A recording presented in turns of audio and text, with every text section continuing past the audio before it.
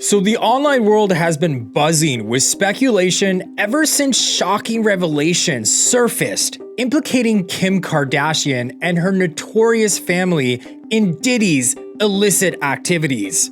I mean, it's a twist that nobody saw coming.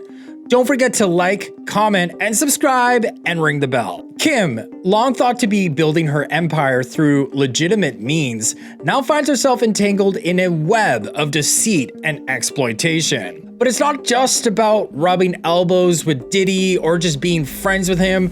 No. Because from stealing money from other celebrities to potentially serving up children to Diddy for his parties, Kim's involvement goes deeper than anybody could imagine. I mean, her businesses, once seen as her claim to fame, now appear to be mere fronts for darker dealings behind closed doors. This unraveling began when an eagle-eyed TikToker noticed Kim's sudden social media purge of Diddy on all her platforms 24 hours before the feds raided all 3 of his homes. Now, is this a coincidence? Unlikely, because Kim's instincts kicked in, sensing trouble on the horizon and swiftly cutting ties to detach herself from Diddy. I mean, everything Kim does is calculated, so I don't put it past her that this is just, she so happens to just unfollow Diddy before all this went down. I mean, she was actually following Diddy after Cassie settled her lawsuit, so 24 hours before the raid, she unfollowed the music mogul. So the plot thickens with revelations from a TikTok user named BB, alleging Kim and Diddy's involvement in a Britney Spears conservatorship-like saga, with attempts to replicate it in Kim's own life, notably with Kanye West, her ex-husband. Okay, so it all starts with a person named Lou Taylor. She's an elusive Hollywood manager pulling strings behind the scenes. Her track record includes orchestrating Britney Spears' conservatorship and reportedly targeting other celebrities like Lindsay Lohan. But it doesn't stop there. You see, Kris Jenner's involvement in a controversial church allegedly used to funnel hush money from Diddy as another layer to this intricate web of deception. So Lou Taylor's ties to the church and her history of exploiting celebrities through conservatorships paint a grim picture of greed and manipulation. So it basically goes, Kris Jenner has this church, and on the board of this church is Lou Taylor. Kris Jenner makes all of her daughters contribute 10% of their income to this church, and everybody who's a part of this church needs to pay $1,000 a month to be a part of it. And what happens with that money is allegedly Lou Taylor pays off Diddy's victims with this money. So they're doing this all in the name of God, which is so insane to me. And who would have thought? I mean, if you were looking at this, you would think they would never do something like this. Well, it turns out they are very much motivated by greed, and money changes people, apparently. So what about Kanye West? His claims of being over-medicated mirror Britney's ordeal. They tried to medicate me. I was exhausted. They wrongly diagnosed me. And they when I asked them, how much lithium did you want to put me on exactly? It took them 4 days to answer because they were embarrassed about the amount, right? And I refused to take this, right? You understand that if I had taken the medication, I would not be here, and it would have been, he was deeply troubled. We miss him. We love his music, though. Well, they would have Britney Spears too.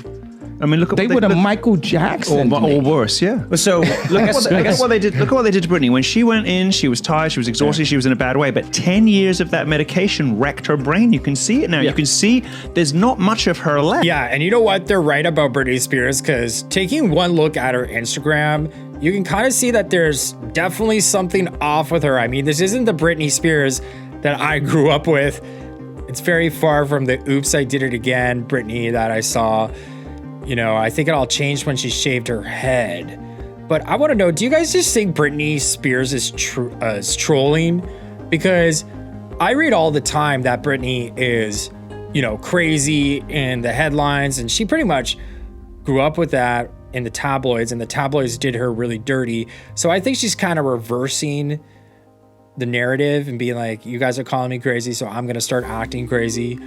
I don't know. Or do you guys actually believe she's crazy? Because this is a little disturbing, so I'm just gonna move on from this. This hints at a pattern of exploitation within the industry. The Free Britney movement shed light on the exploitation Britney faced, with allegations of Kim and her family profiting immensely from her conservatorship to the tune of $600 million. But the saga doesn't end with Kim. Kylie Jenner's business dealings raise eyebrows, suggesting a convoluted money trail possibly linked to Britney's funds. It's a tangled web of deceit, with each revelation exposing a darker side to Hollywood's glittering facade.